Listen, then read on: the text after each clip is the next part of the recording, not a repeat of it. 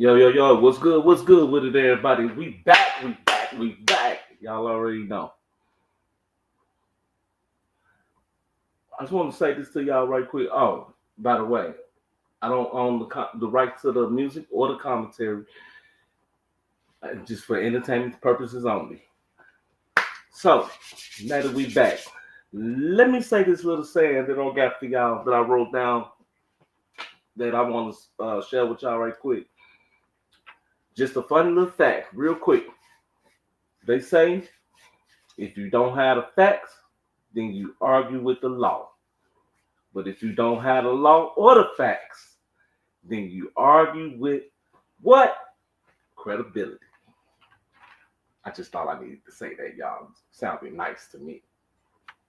It sounded nice to me, y'all. Okay, so right off back, y'all, man, listen.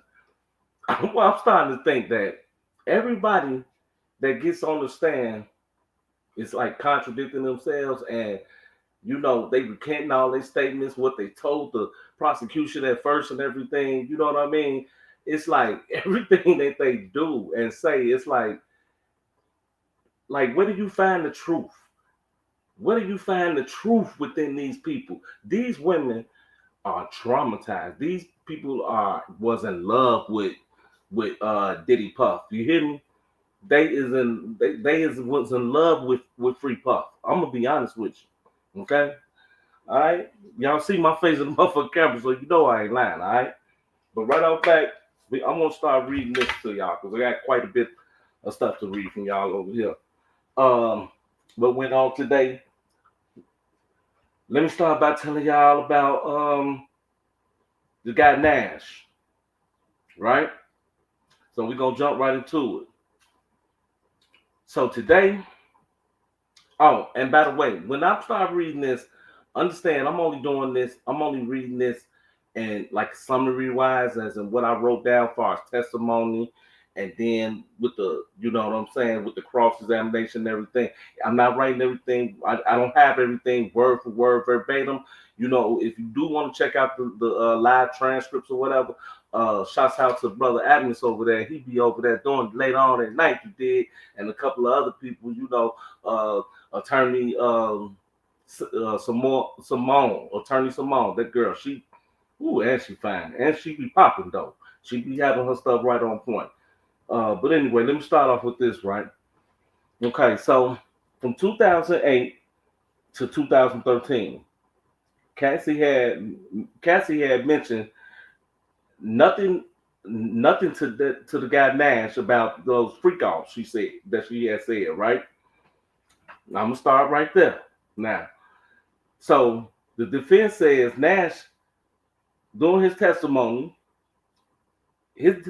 and stuff, a lot of his stuff that he was saying was kind of confusing and everything. I ain't gonna even front to y'all, but a lot of his stuff wasn't adding up.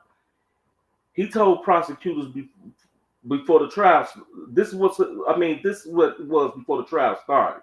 Okay, so the defense pointed out that Nash testimony doesn't point out how Diddy was pointing his hands all in Cassie's face, and as he reported all this type of stuff to the prosecution. I mean, it was a lot of things that he had left out of there. Doing the thing when it actually went down and all the stuff, how everything happened and stuff, right? So, so okay, so here we go. Oh, wait, going too fast. Wait a minute, y'all. Going too fast. Okay, so Nash was questioned. Like I said, a lot of his question was confusing. I think the point of them doing it though, the way that they was doing it, was to point out and show how toxic, of course, how Diddy and Cassie's relationship was with the young lady Gina being in the picture, right? So there was a question being asked, right? Um, about the fight. about a fight between Diddy and Cassie, right? So Nash said to that, he said he had testified and said he had witnessed Cassie with a black eye during 2013.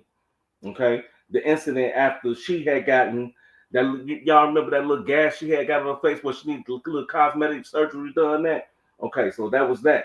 That's where the that's where that incident was, right? So there was some Texas being spoke of while reading the transcripts pertaining to the guy Michael B. Jordan. He was supposed to be being hooked up with Cassie by this guy Deontay Nash, right?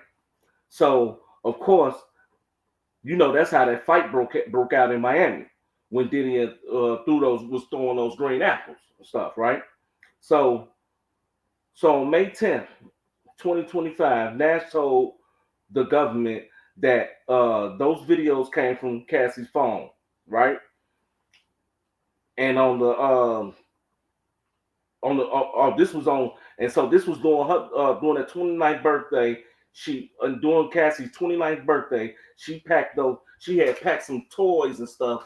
I guess she was planning to do like a little freak off down there while she was having her birthday. Now you gotta keep in mind, she was the one that was planning to do the freak off, y'all. She was the one planning to do the freak off, not Diddy. Okay, so I just want to put that out there, just to let y'all know that. Just to let y'all know that a little bit, right? Okay. So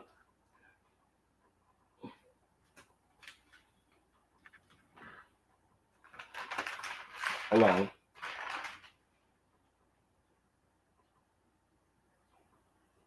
Hold on. Okay, so that's when.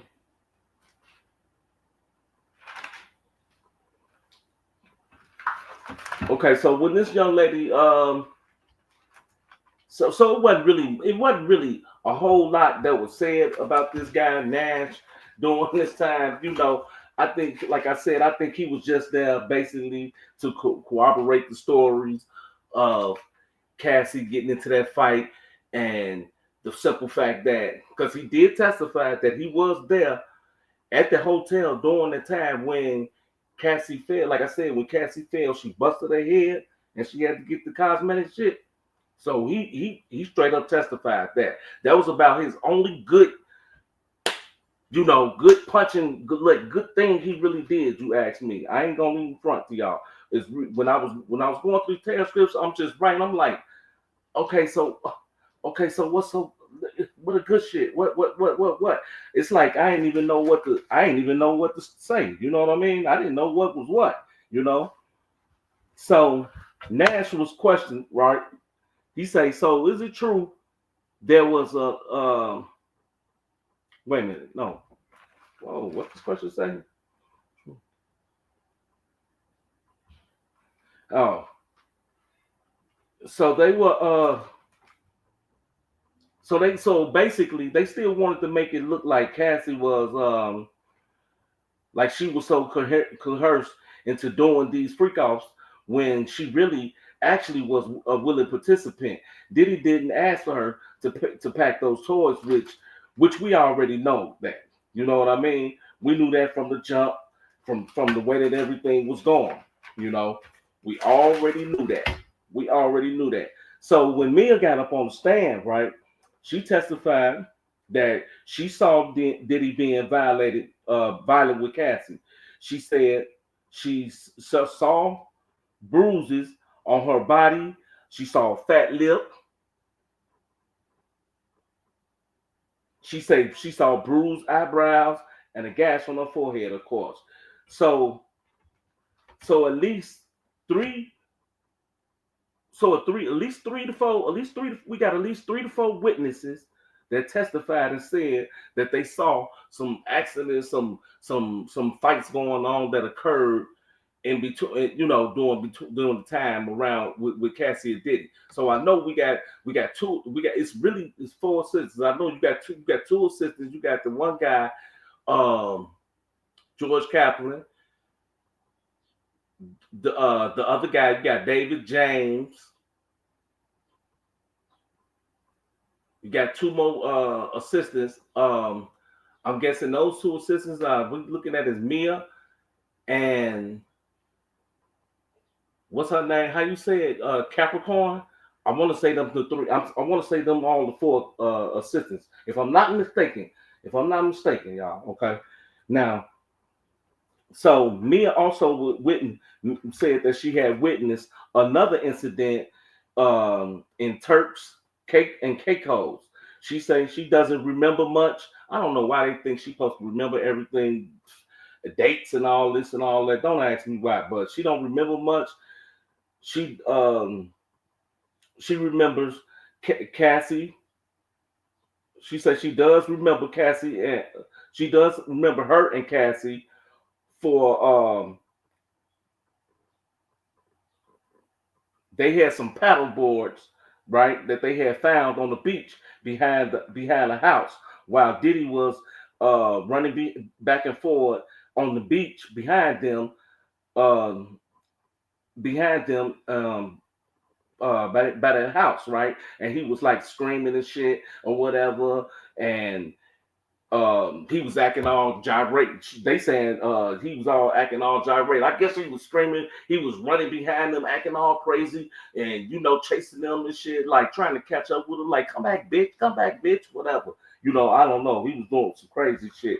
It's a lot of shit that they allegedly said that Diddy did in here that I'm, hey, like I say, I'm not for Diddy or nothing, but then Mia said they forgot.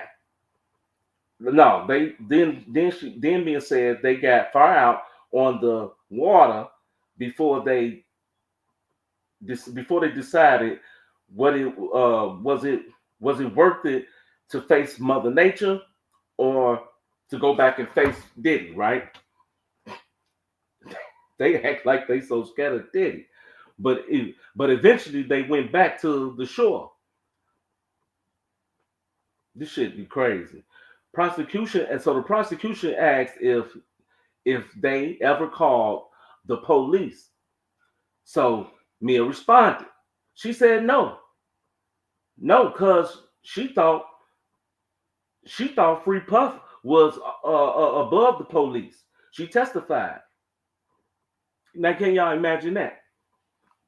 Free Puff being above the fucking police. This is what she said. What I wrote down, what she said during the testimony. I'm telling you. Then they questioned. Then they questioned Neil, right? Then they questioned her some more. So Cassie had. I need some glasses. I think. I ain't gonna lie. So Cassie had an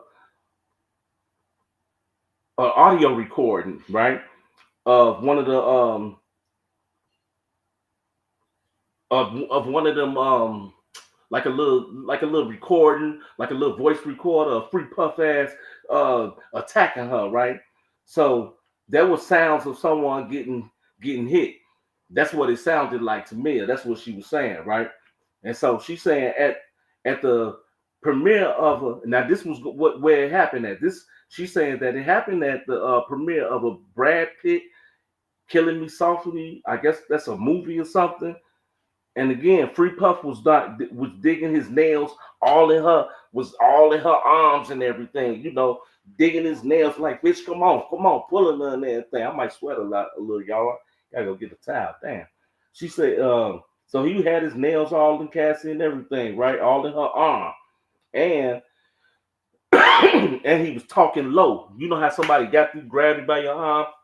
They all up on you. They talking low all up in your ear like, bitch, you better bring your motherfucking ass. You better come on now. You better stop playing this game out here. You better come on. You ain't be showing your ass out here in front of these motherfucking people.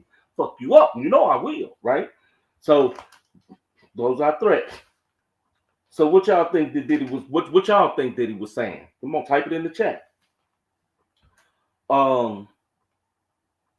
So while saying taking, so while saying take care of her, I'll bring her some arnica gel. That's the name of it for her bruises. This is what so this what a girl was telling this what Mia was telling Puff. You know what I'm saying? that because the jail, I guess, do something to take care of her bruises or whatever, you know. So so since since Mia signed the NDA, she thought that reporting anything to the police was a was considered like blackmail or whatever. You know, this is what she's saying. This shit is crazy. Like I said, Free Puff had these women on lock. These bitches was under control or something, but they were scared. They didn't have no, you know, they could have been left. You feel me? But Mia was asked if she ever did drugs before she worked for Free Puff, right? And she, of course, said no. She never did drugs before she was fucking with Free Puff, right? But after she said yes, she responded. She did that MDMA. Now, just in case y'all want that MDMA shit, that's the motherfucking them drops that they be putting in their eye and stuff, right? So, as I understand, the MDMA things are they what they call Molly drops. So that's the reason why that they wasn't finding no drugs in the baby oil. You know what I'm saying? Like I was telling y'all the other day, the motherfucker, because all the drugs was in the damn eye drops. Fuck, look at the shit they come out with. All we did was smoke weed. Some motherfuckers did a little shoot up, a little shoot, little heroin, and tooted a couple of little lines, you know, and did their little thing or whatever. Not me. I wasn't into that kind of life. Not me. I just smoked weed back in the day. But I ain't smoked weed since 2005. So, okay. So anyway, Mia testified that Free Puff, he treated her like a worthless piece of crap. I don't believe that's what she said, but that's what she said though.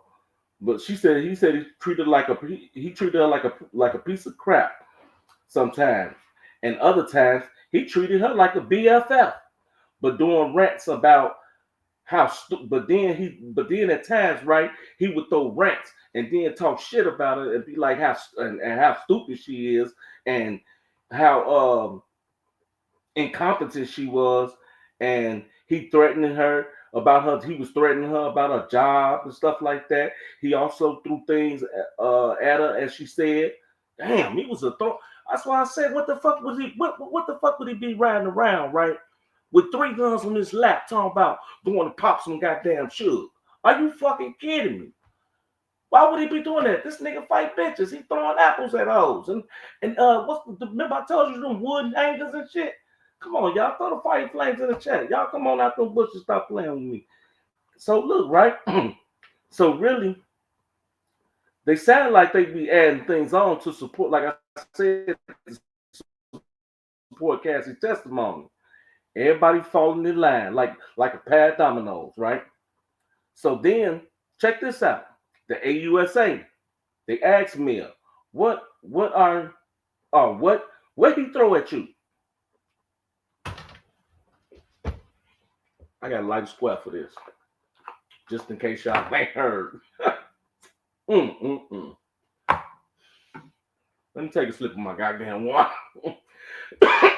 Somebody pass me a motherfucking drink.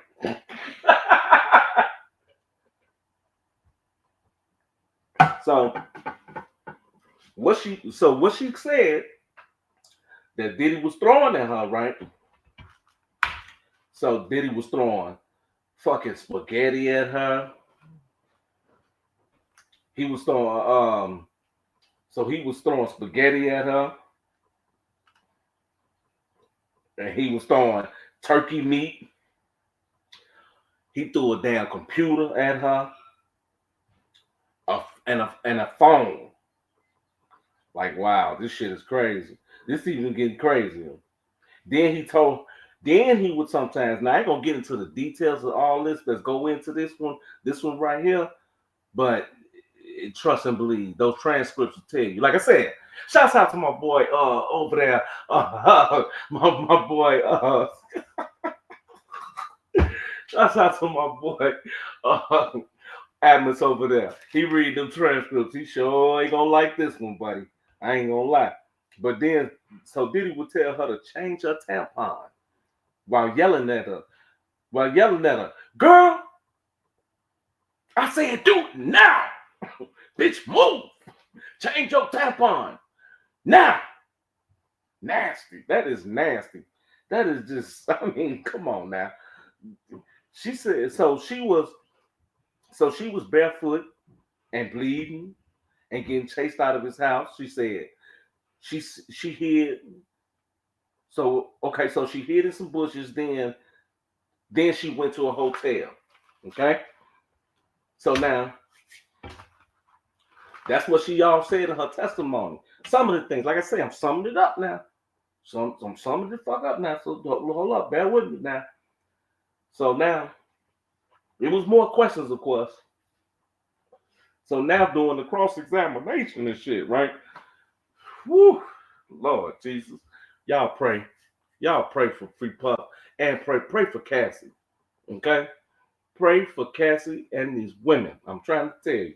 This shit, it may sound funny. Some of y'all may not agree with me, but I'm just saying, on some real for real, this shit is crazy. It's stupid.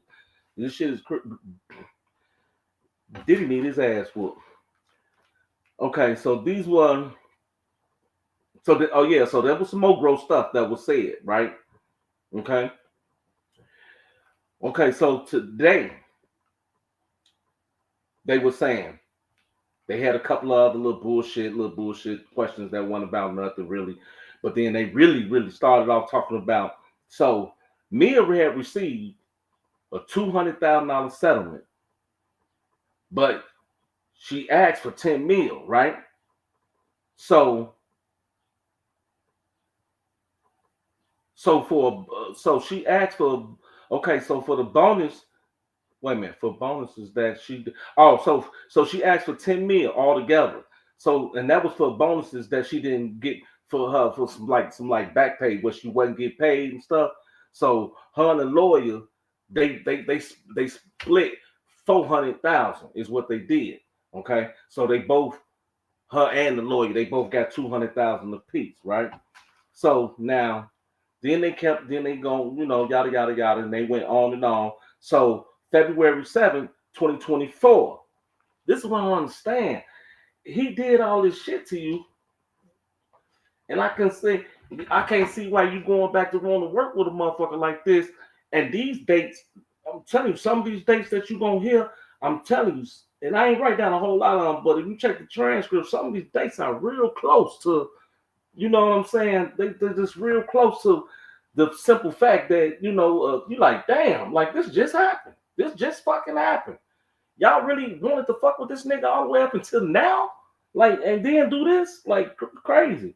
So February 7th, Free Puff ass, he sent out a email to Mia trying to, he said he was going to try to jog her memory on a few things, but Mia didn't respond to it, right? She even expressed with a pair of prayer hands. No, Diddy expressed with a pair of prayer hands, like he was begging her, please reach out to me, talk to me, just talk to me once again, baby. I just need to talk to you and something and whatever. We get this thing worked out. So she expressed to the courts, right? Now this is what got me. She claimed that she had She claimed that she had PTSD. So when people yelled out her name sometimes, right, then she got nervous and shit in fear of Diddy. So just because other people out in the vicinity somewhere, you out and about, someone holler your name out, whatever, you think that's Diddy that's chasing you, fussing at you or something like that. I mean, I think that's a little bit putting a little icing on the cake. You feel me? That make it make sense, but that's what she said. So he was always yelling at her, right? So then again, doing cross examination. So doing cross examination, right? Still was showing her some posts. Showing her some posts. Now I do remember doing the reading the transcripts, they were saying that the judge had told before they had came back after the little, the little recess thing, as I think this was around the time after no, I don't want to say no. This I think this was around time around lunch or some shit like that or whatever. But I do remember reading transcripts. The judge had told Steele to come over there and take these what I'm trying to say folders and place them on the jurors' seats or whatever. So I'm guessing, just putting two and two together, I'm guessing that's what he's talking about right here. So during the cross examination, Steele was showing her post of her own personal social media post, right? While she was looking like everything was fine and she was having a good time. This was all what was in the folders, I'm thinking, right? So she was trying to she was trying to be more like, she was trying to sound like she was more conflicted, though, to be honest with you. So on January 2nd, 2013, there was photos showing her um, holding several bottles of vodka and pictures and stuff. This is all in the photos, right? Captions to Diddy saying, what we do when you're not around. Another photo of Diddy at a coffee shop while getting her a latte, right? Just so I guess it was just like basically regular people stuff or whatever, right? Then I know that there was another photo. Oh, that's not. A matter of fact, it's not the only thing that was in that folder. But anyway, we're gonna get to it. But this the third. There's another photo at that burning manifest thing that they had when they when you had the young lady Carrie, you had Cassie and Mia. See, Diddy was kicking it with all of them and just he was having a good ass time with all of these people. He was really having a good time. I ain't gonna even front to you. I'm gonna be perfectly honest with you. But before we continue on with this cross, let me go to this one. Let me go to this one right here so we can see. I want y'all to see some more of what. Yeah, I want y'all to see some more, right, of what they was basically saying to the guy Nash too. So I want y'all to peep that too.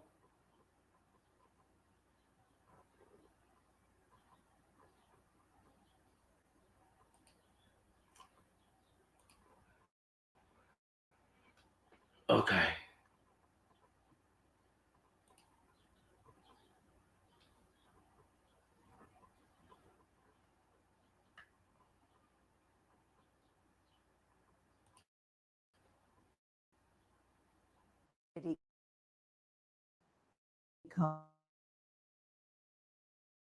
Combs.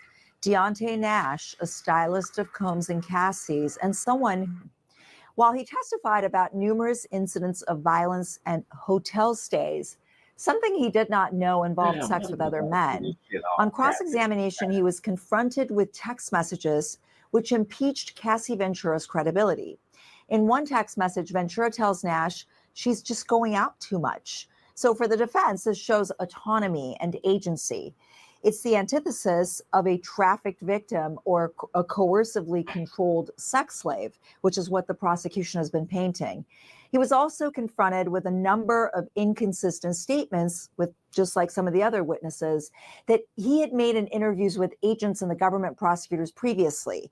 And so he explained those away as a desire to distance himself from this case. He just didn't want to really be involved, and he didn't tell it all previously. Nash's testimony on cross ended with a 2019 text message between Combs and Nash, where Combs asks Nash how Cassie's doing and seems to care about her. This is around the time when she married her husband, Alex Fine. Here's Nash in a nutshell. To great extent, Nash corroborates Ventura's testimony. He established a pattern of conduct by testifying to multiple incidents of threat and violence. In terms of the sex trafficking charge and freak-offs, he testified to reverse coercion. The idea that Cassie had to frequently go to these hotel stays with Combs. She was reluctant to go, but didn't want to go, but would then end up going. For the prosecution, this is coercive control, obviously. It supports the lack of consent for the sex trafficking charge. It also goes to the force, fraud, or coercion element of the racketeering charge. For the defense, on the other hand, if no means no, then yes means yes. Reluctant consent is still consent.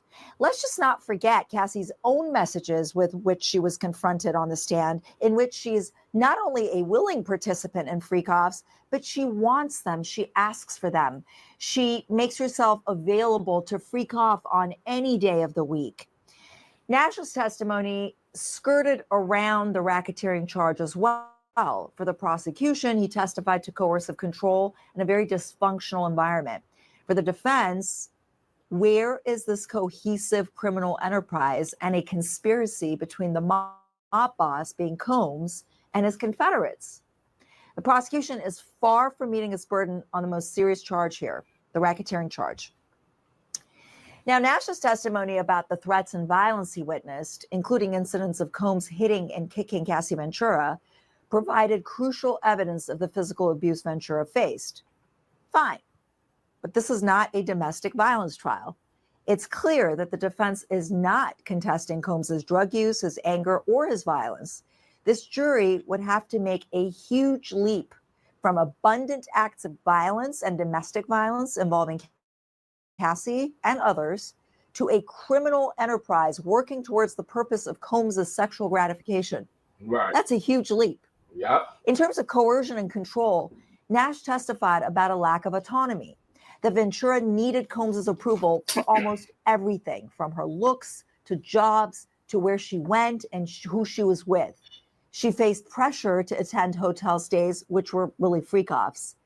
For the prosecution, we have a massive level of control Combs exercised over Ventura. For the defense, we have freedom to dye her hair any color, freedom to work on films and other projects outside of Bad Boy. And in terms of credibility, I think for the prosecution, Nash was someone really close to both Cassie and Combs, well within their orbit, really a precipient witness to a lot of events. But for the defense, he's a biased friend, someone who as recently as yesterday has been in contact with Cassie Ventura. Later, the case shifted to victim 4 in the indictment, a woman who uses the pseudonym Mia. And Mia testified about all the things. After Cassie, she is now the second and final victim in the government's case against Sean Combs. The government indicted Combs on 4 victims, and they've ended up with 2. Gina, a former girlfriend who we've heard about in testimony, refuses to testify. And the other outstanding victim has gone missing. Neither she nor her attorney has been responsive to the government. Now, okay. I told y'all it wasn't much to really be said about the guy Nash. You know what I mean?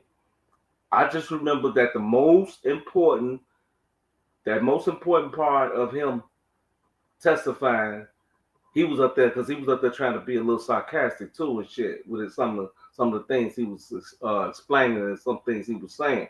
But I think that he just really he's really there for no reason. He just put there to collaborate the stories. And because the simple fact that he the one who actually, he was there to cooperate the young lady Mia's story, far as being one who was there, and they tussled Diddy to try to get him and you know, hold him down or whatever, because Mia had hit her head. Because Diddy made Mia hit her head on that bed rail. See, so when she hit her head on the bed rail, of course, you know, they didn't really go to no ER, nothing like that or nothing. I think they patched her up some kind of way on their own or something like that or whatever. But no, what they did was, yeah, they called. I think they did call an ambulance. But what they did was tell them that it didn't have nothing to do with nothing being domestic. Nobody jumped on her or nothing like that or whatever. Now, whether Free Puff told her ass to say that or whatever, allegedly. I don't know, but we gonna just say.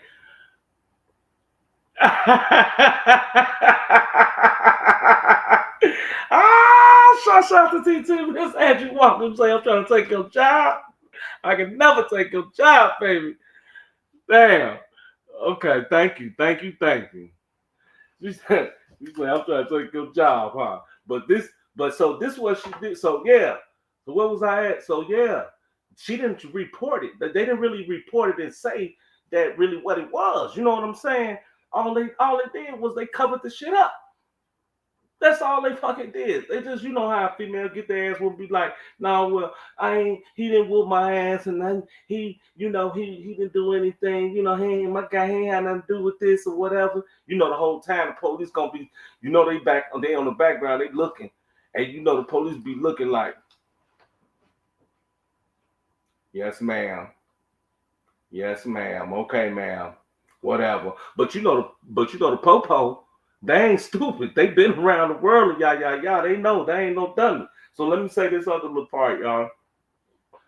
Because after this, I think I stopped writing after this right here. After this little parts. Let me say this to y'all, right? So, what did we leave off?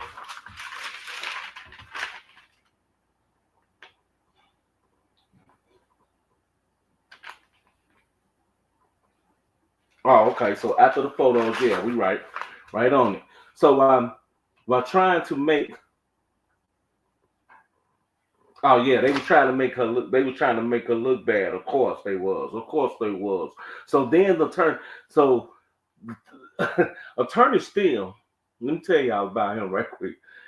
He was in her ass, and he definitely was trying to make her look bad and make her look like she was contradicting herself.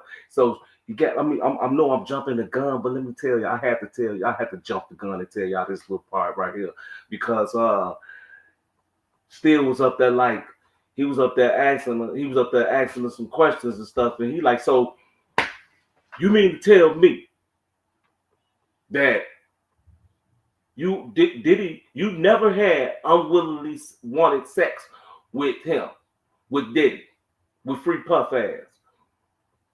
And she's like, I swear to God, everything I'm saying on this court, everything I'm saying on this stand is true. Now she was trained to say that shit just like that. Just like that. She was trained to say that shit. So Attorney Steele, here we go. Attorney Steele, he tried to trip her up on doing her questioning to say that she had been essayed so many times she don't remember. Wow. But and here's the thing. She kept a journal, right?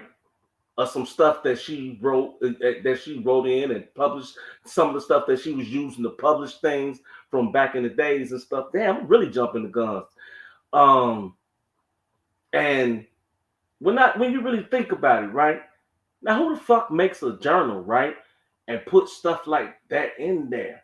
I think it's got to be another reason why the defense is trying to use that and jump the guns like that and really put that out there like that and said it like that. I'm hoping so, because it looked pretty sneaky to me. I'm gonna be honest with you. That looked pretty sneaky for me because I can't see young lady is a victim, right? Allegedly, she's supposed to be a victim up there, right? But she's getting destroyed, and she's getting ate up there on that witness stand, and then and he's like, making her feel bad for what she did. They say, and if you go look at Dennis Byron, he say the whole time she like this. She got her head down like that ain't funny. I'm just tripping the way Dennis Byron was saying it.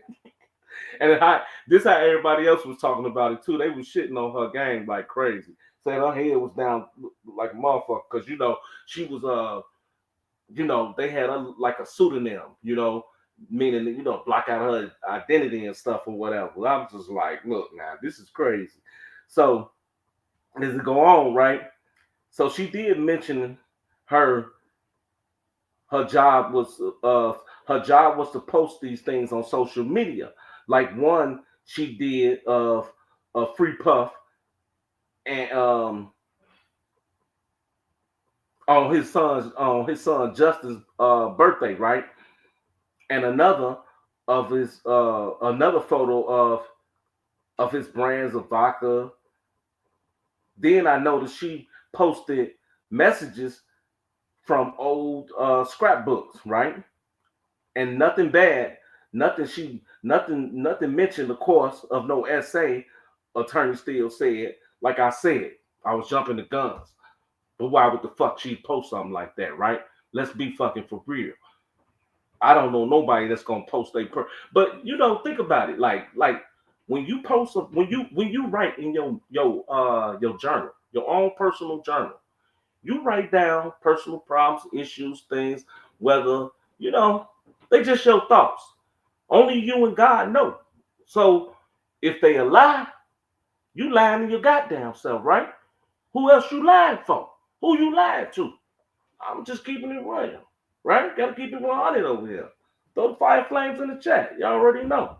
Okay? So then she went on and she posted this, y'all. She was talking to Free Puff ass, right? Saying, "You are the cool." Oh, let me get. Oh my God, I have to stop. Oh my God, let me now listen. This is what. Let me get close to the camera, y'all. This is what the fuck she. This is what she called Free Puff ass, right? She said, "You are the coolest unicorn, rock star, alien, piece of slice, piece of slice I ever knew." I'll wait. You want me to go back and read it again? No problem. Okay. She said, "You are the coolest unicorn, rock star, alien, piece of slice I ever knew." You see how I had to keep going back and reading that shit? Who the fuck gonna remember all that kind of shit? Who the fuck calls somebody a rock star, alien? This must be some white girl shit. This got to be. This ain't no black people shit right here. Then she made these. So then this is what I was talking about when she what the judge told Steele to put over in the jurors' seats, right? This is what it must have been. I'm thinking it was articles. It was the articles. So she made these articles all from 1991 to 99, right? She said. So I'm guessing they showed that that's what they showed the jury. Yeah, of course. Then Steele said, "Is it true that it didn't happen all them times like you said?"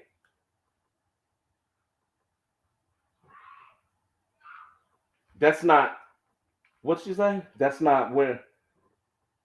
Oh, I'm guessing she's speaking of that they speaking of the essay when he say.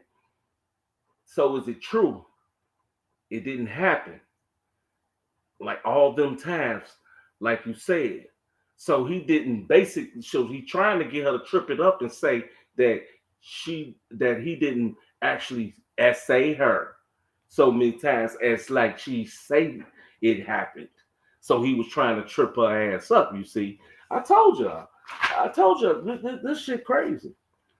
So I mean, it's crazy, man. This right here, I ain't understand it. I really didn't. Oh yeah, just food for thought. In case y'all don't know, let me drop it in let me drop it on my live, y'all. Damn, y'all might want to put your prayer hands up for this and throw this in the chat too, man. Um, the Washington Post said that Trump mentioned that he was not against pardoning Sean Combs. I repeat, the Washington Post said that Donald Trump mentioned he was not against pardoning Sean Combs. That's what was said when he was being asked. Now, I give it to him. He didn't say he was thinking about doing it, but he ain't say that he was against it either. He said that he wasn't. Right? The shit crazy. So then, so this is the end part of it too.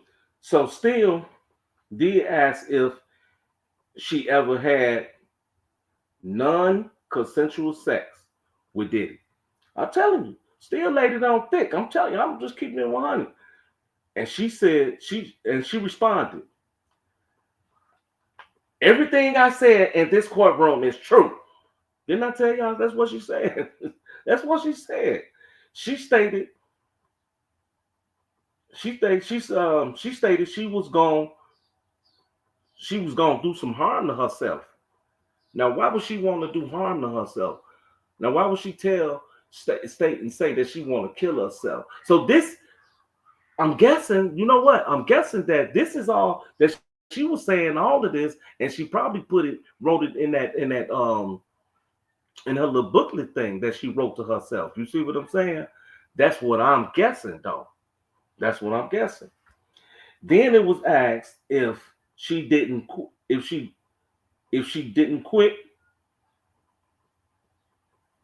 Oh, then it was asked why she didn't quit. She said she was around him 24/7, and this is all she knew, and that's what she said.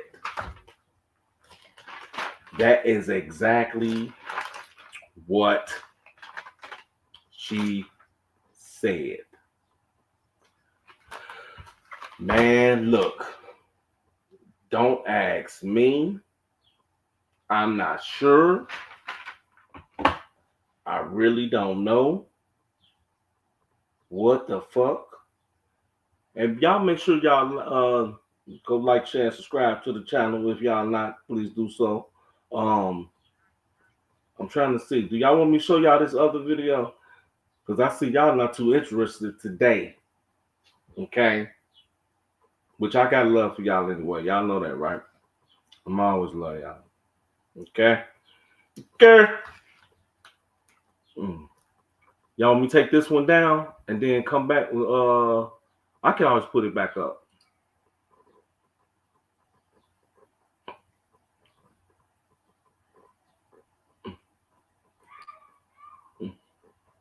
Okay, hold on.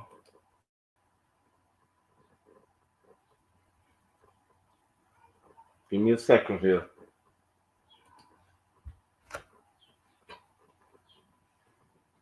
Give me a second. Let me put this in.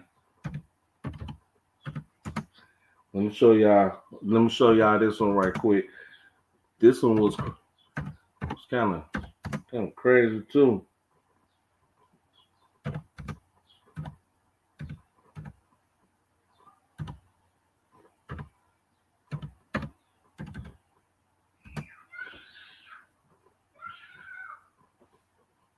Hold on. Okay.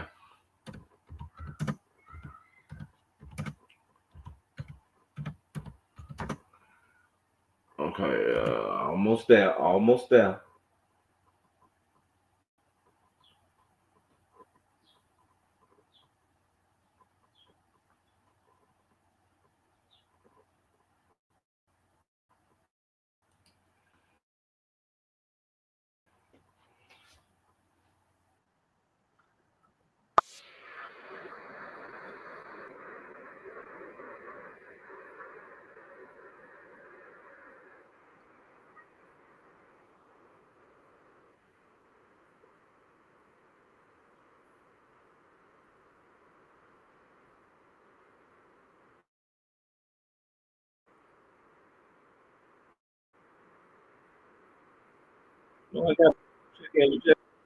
Sex trafficking, prostitution. The main allegation being, of course, that Combs operated this criminal enterprise, arson, forced labor, drug trafficking, sex trafficking. And when you talk about sex trafficking, because he's facing those individual charges as well, the idea is that he used force, fraud, coercion, threats to induce women into these sexual performances, many times with commercial sex workers. And these were prolonged and on 11 days of testimony so far in this trial. What we want to do right now is break down the most pivotal bombshell pieces of testimony that I am confident to say the jury will consider when they finally go back into their deliberations. I don't know for sure, but I have to imagine this is what they're going to consider. And remember, this is the prosecution's case right now as we do this recording, so it does lean a bit pro-prosecution. But to do this, I'm not going to do it alone. I want to bring on a special guest right now. I'm joined by Candace Kelly. If you don't know who Candace Kelly is, you should. She is a lawyer. She is a producer. She is an Emmy-nominated reporter and host. She's certified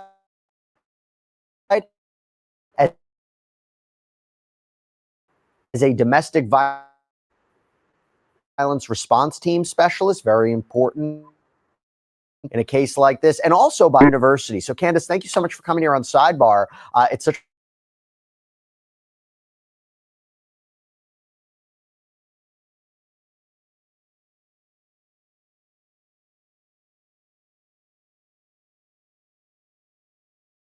By the way, we had 1 year that overlapped. He was the guy that was on campus handing out flyers. He was still doing the parties.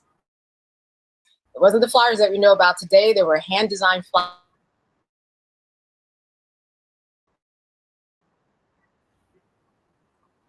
I am shocked, though I covered his shooting trial in 2001. He started really trying to, someone who got mad and got puffed up.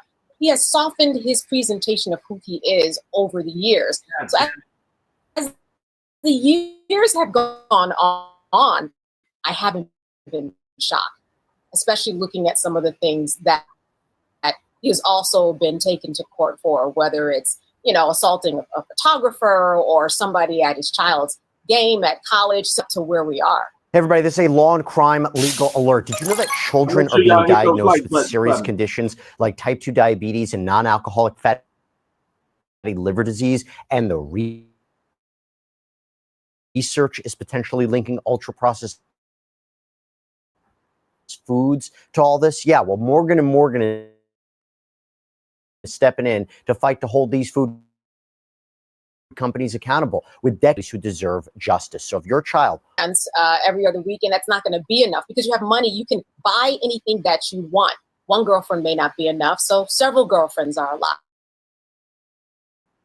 And then let's try this. There's this interesting interview that he did with a late night talk show host, I think it was Jimmy Fallon, and he talked about having an ambulance outside of his home just in case the drugs he took laid him out.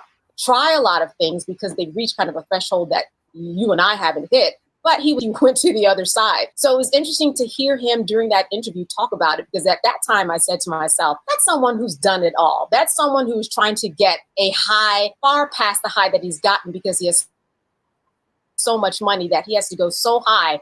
He's got to have medical help waiting for him at university. Yeah, the people look back for the past 2 years at interviews he's done, what celebrities have said, and they're saying, if these allegations are true, what are the clues? Were there any clues that were given? Were there things that we should have noticed? Put that to the side. Now we got the trial, okay? And there was a lot of bombshell pieces of testimony or evidence, and I could probably dedicate 2 hours to everything, because I think everything is quite bombshell, but I kind of narrowed it down. And I want to start and get your perspective on it. I want to start real quick with what I think is a big one that came out yesterday. So we're going to talk more about Kid Cudi in a moment, but essentially he had testified that Combs retaliated against him for becoming romantically involved with Cassie Ventura. This is Combs' ex-girlfriend, the star witness in the case. We're going to talk more about her testimony too, but one of the things he claimed. Now, wait a minute. Let me go back to my little saying. Miss Walker, you still in the chat, baby? Let me tell you about the little saying I got that I heard today. You still in the chat? If not, you better go back and catch it. Okay? This was for you now. All right? Some of my brand across. They say if you can't, they say if you don't have facts, then you argue with the law. But if you don't have the law or the facts, then you argue with credibility. And that's a fact, Jack. And see, the reason I'm saying this, though, the reason I said that and mentioned that part was just this, about this part about this guy right here, Kid Cudi. Because just a little short piece, I want to tell y'all. Because the simple fact that they ran a DNA on the glove that they found in Kid Cudi's car, right? Real talk. Like that song R. Kelly say, real talk. I'm just saying. They ran that DNA on they ran the DNA on everything else that they took out Kid Cudi's car, right? Assuming that he didn't burn down his own car. Right? Look at my face. So niggas don't burn down their own cars. Niggas don't burn up their own cars. Yeah, right. Let's be fucking for real. Niggas burn up their own cars. What they should have did, and why they couldn't find, well, it's a possibility it might not have been another glove in there, right? But why would the detectives take his word for it that was just his glove without testing it? I don't know the law. I'm not into that. I don't know everything. But whenever the police or the fire department confiscate confiscating anything from a fire, or detectives on the scene, they confiscate anything, don't they take and run DNAs of everything, right? At least they supposed to. That's why, this is why they got their ass caught up on the stand the other day, trying to have that Arsenal motherfucking person up there, trying to stand up there, have him set his ass up there and act like he the original person who ran the DNA. That's why that shit didn't fly. That's exactly why. They should have ran the motherfucking shit the right way. Then we wouldn't be talking about this. We wouldn't have this problem. I'm just keeping it 100, you know? Let's go. Was that Sean Combs or his team broke into his house? Okay, yesterday, the prosecution called LAPD officer Chris Ignacio, who responded to Cudi's home and found some gifts that were unwrapped. And that's kind of like what Cudi had testified about. Thought it was weird, felt like somebody had been in his house. And then Ignacio testifies, he sees this Cadillac Escalade outside the home, runs the license plate, and boom, it was registered to Bad Boy Productions, one of Combs' companies. I thought, Candace, that was a bombshell. No? Oh, absolutely. I did. Because listen, now you're getting the connecting of the dots. We've heard about this from other people who have testified, right? But now we have actual digital evidence, if you will. He had to look it up in a system. Who did this belong to? It belonged to Bad Boy. That's the enterprise that we're talking about. These are the groups of people that we're talking about. So now I'm a juror. I just want to hear from that driver of the car, right? We still have to go a little bit further, but that certainly was a bombshell because it connected the dots to say Bad Boy was involved. And this is an official record. And now it's kind of different coming from Cassie. It's different than when it came from Capricorn Clark or Kid Cudi. This is from an officer who looked it up and it was on record. Very, very important.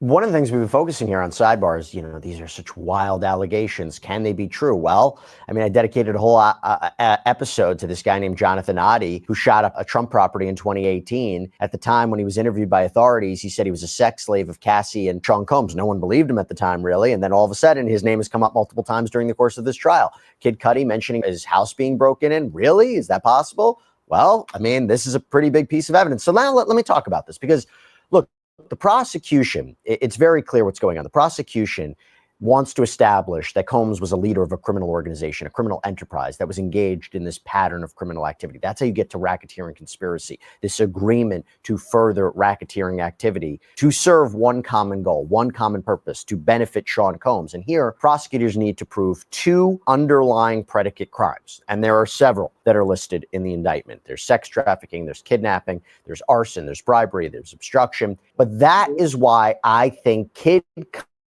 Cudi was such an important witness and delivered bombshell. His Porsche was set on fire. We heard testimony yesterday from a fire investigator who responded to that fire, said it was targeted, that a Molotov cocktail was used. So Kid Cudi's testimony helps support the arson predicate crime. His testimony also supported kidnapping, right? Testified that Combs may have kidnapped his employee, Capricorn Clark. We're going to get to her testimony too. Him testifying about a break-in supports the idea of a pattern of criminal activity allegedly conducted by Combs at his request. And by the way, he testified that Combs years later apologized to him for everything, but didn't really get into specifics about what he was apologizing for.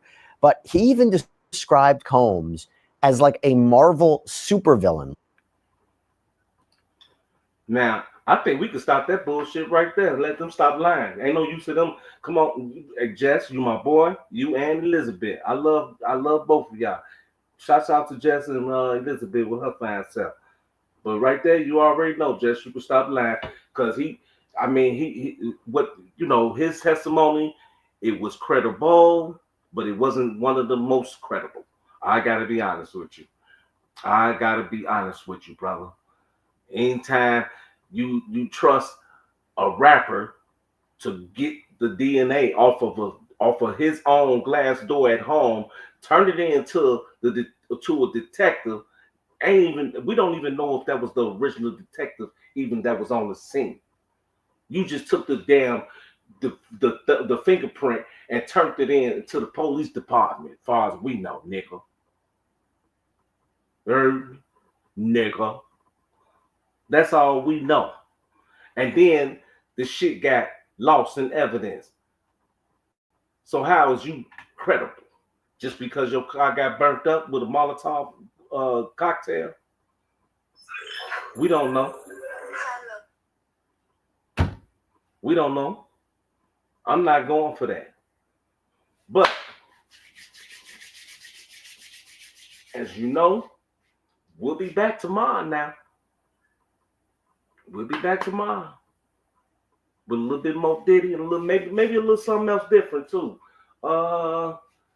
Maybe probably around the same time. I don't know. Might not be too late. It all depends on what this look like. But you know me, I like to go live between 5 and 7. So, you know, I do appreciate y'all for coming back, coming to check your boy out. All those who fuck with me, I appreciate you still fucking with me. I love y'all most dearly. And remember, just food for thought, right? I just want to put this out there and tell y'all this, right? Now,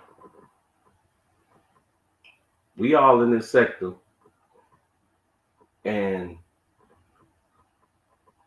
we are here for a reason. Okay? Most of all,